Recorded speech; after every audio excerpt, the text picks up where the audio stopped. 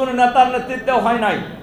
সে আন্দোলন শুরু হয়েছিল যে বিশ্ববিদ্যালয়ে সাদিক কাইমরা বিজয়ী হয়েছে বিপুল ভোটে। এই বিশ্ববিদ্যালয়ের ছাত্ররা শুরু করেছিলেন কোটা সংস্কারের দাবিতে আন্দোলন। সেই আন্দোলনে প্রায় 2000 লোক সে আন্দোলন করতে গিয়ে শহীদ হয়েছেন। এবং সেই আন্দোলনের মধ্য দিয়ে এক পর্যায়ে বাংলাদেশের সকল শ্রেণী পেশার মানুষ, শিক্ষক, কর্মকর্তা, কর্মচারী, ছাত্র ছাত্রী, ক্লাস 3-র ছাত্রী থেকে শুরু করে 90 বছরের বৃদ্ধ পর্যন্ত এই আন্দোলনে ঐক্যবদ্ধভাবে ঝাঁপিয়ে পড়ার মধ্য দিয়ে ফ্যাসিবাদী সরকারের পতন হয়েছে। ফ্যাসিবাদী সরকার পালিয়ে যেতে বাধ্য হয়েছে। এরপরেই প্রতিষ্ঠিত হয়েছে নোবেল বিজয়ী ডক্টর মোহাম্মদ ইউনূস সাহেবের নেতৃত্বে অন্তর্বর্তীকালীন সরকার। এই সরকার ছিল নিরপেক্ষ সরকার।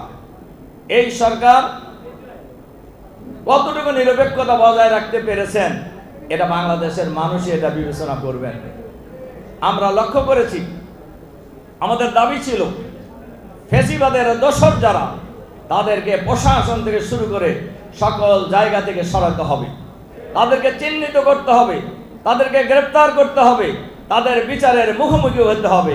কিন্তু আমরা লক্ষ্য করছি ফ্যাসিবাদের দোসর প্রশাসনের মধ্যে যারা ছিলেন, যারা এই সকল হত্যাকাণ্ডের অংশীদার, এই সমস্ত ব্যক্তিদের অনেকেই এখন বীর দর্পে প্রমোশন হইতেছে। আমরা লক্ষ্য করছি এদের চাকরি তো যায়নি, তাদের তো চিহ্নিত করাই হয় নাই, তাদের বরঞ্চ প্রমোশন হচ্ছে।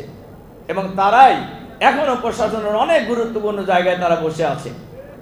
শরীফ ওসমান হাদিকে যেভাবে হামলা করা হয়েছে হত্যা করার উদ্দেশ্যে, আজ পর্যন্ত প্রশাসনের লোকেরা জানতেও পারলেন না। তিনি আগে থেকে আশঙ্কা করছিলেন তার উপর হামলা হতে পারে, তাকে হত্যা করা হতে পারে, উনি প্রকাশও করেছেন, কিন্তু সরকার কোনো ব্যবস্থা নেন নাই। এবং এই হামলা হওয়ার পর আজ পর্যন্ত মূল কিলাররা কেউই গ্রেপ্তার হননি। তাহলে প্রশাসনের কাজটা কি? এভাবে কি ওসমান হাদির মতো জুলাই বিপ্লব বিশুদ্ধ নয়? দেশপ্রেমিক বাংলাদেশের নাগরিকরা জীবন দিয়ে যাবে আর বাংলাদেশের মানুষ তাকিয়ে তাকিয়ে দেখবে?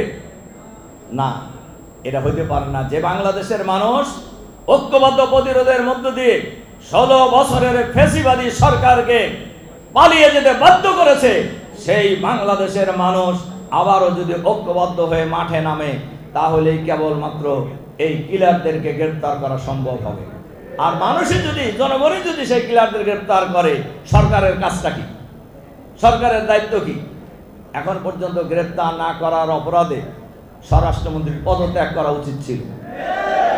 যারা এই হত্যাকাণ্ডের পরে আগে কিলারদের চিহ্নিত করতে পারেন নাই, গ্রেপ্তার করতে পারেন নাই, তাদেরও পদত্যাগ করা উচিত ছিল। আমরা বহু দেশে দেখেছি ব্যর্থতার দায়ে, এর চাইতে ছোট ব্যর্থতার দায়ে বহু দেশের মন্ত্রীরা পদত্যাগ করেছেন, কিন্তু আমাদের দেশে কই কাউকে তো পদত্যাগ করতে দেখলাম না এত বড় ঘটনার পরেও।